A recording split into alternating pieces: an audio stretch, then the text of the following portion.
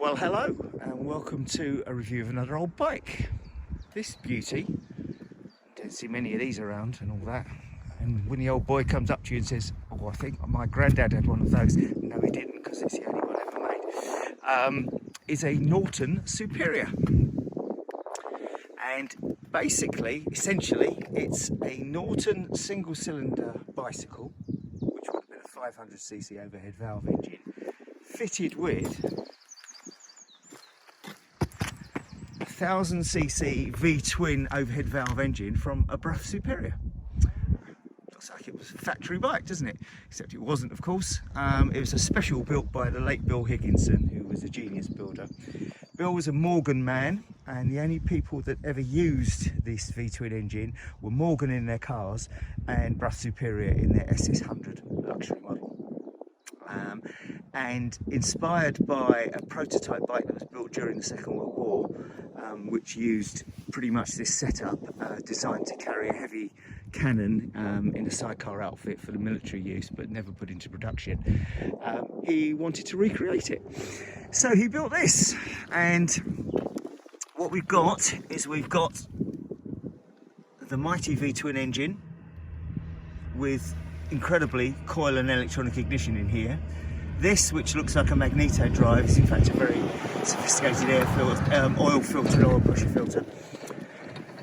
A Norton 4-speed Dole's head gearbox, which is called an upright Dole's head gearbox for obvious reasons. Obviously custom pipes and the Brooklands silencer, which is still pretty loud.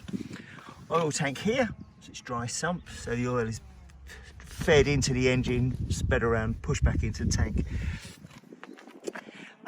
Girder forks, which has a big spring in the middle here for compression, and these little springs, one on either side, which are sort of rebound damping, I guess, in the earliest form. A twin leading shoe front brake with cooling fins, which it really needs.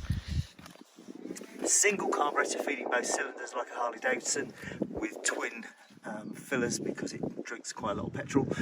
And the primary drive, which is the bit that connects the engine sprockets to the clutch, is a belt and a Norton Commando clutch. This puts out so much torque that it actually just breaks conventional clutches, so it's been uprated significantly to a much more modern design. Rigid rear end, so no rear suspension. The best you can hope for on rear suspension is that, which is a bit of movement on the springs. So it's a fast, bouncy bike. In this form, it's making about 45 horsepower, but about 80 foot-pound of torque, because of course it was a car engine as much as anything else. You can tune them to make 70 or even 80 horsepower, I think, but it would be unrideable. It already goes off the clock. The speedo on this one goes up to about 90 miles an hour. I've had it off the clock, but you're really flying along and bouncing around, and the brakes aren't that great. Impossibly easy to ride once you're rolling, because it just glides along on its oceans of torque, so you hardly need to change gear, you just get it into fourth. And at the moment I'm going to be going around here, I'm going up this big hill, and I'll be able to climb that in top gear, even though it's a very steep hill. It's about 1 in 10 hill. I'll just be able to float up it. And as you can see, it's a nice day today. Might as well have a look at the weather. Very cold, so kicking it over this morning, which is a job at the best of times, was made doubly difficult because it uses the thickest oil you can easily buy, which is 50 weight oil, which is like treacle, and kicking it over first thing on a cold day was quite a task. What else can I tell you about it? It's the only one. It won Classic Bike of the Year in 2013, so won the 1,000 guinea prize, and wins prizes whenever I choose to show it. It's a bit grubby today because rather than show it, I tend to ride it, which is obviously the whole point of having a motorcycle. Can't see why you buy one and not. And when you ride it, you get quite oily because the exposed rockers, which you can see here, you can see the oil dripping down. See the oil now running down onto the exhaust pipes. They're designed to be oily. They're not designed to be oil tight motors. And on the Morgan cars, when this is facing forwards, the car drivers used to have little kind of side shields to protect their elbows from flying oil because it sprays out the top of the motor. So it's not designed to be an oil-tight engine, as you can see here. But it is great fun to ride. It's not the most practical bike, I guess, because it's too big and too powerful for a lot of quiet roads, but it looks fantastic, and it really does. So I hope you like it, and what we're going to try and do now is see if we can get it to start, which is always a bit of a game. I might have to put the phone down, but you never know. So I'm turning the petrol on now.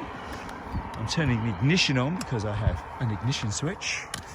We fold out this, which is the kickstart. We move this, which is the advanced retard, so we retard the ignition very slightly, and with a bit of luck, bear with.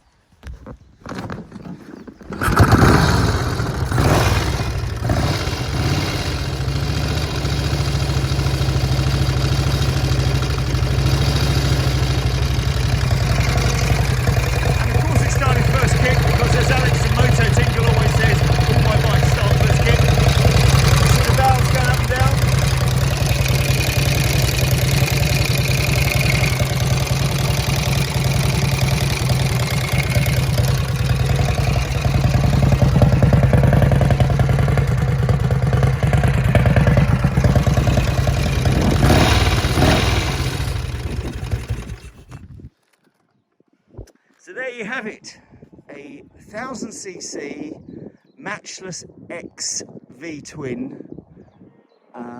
which is a Brough Superior engine in a Norton. It's the only one in existence. He never made any more. He was planning to build another one, but unfortunately died in a tragic accident. And if you ever needed a reason to buy a bike like this and you haven't already been convinced, then this bike has got wings. See? I give you one of the best bikes in the world. Thank you.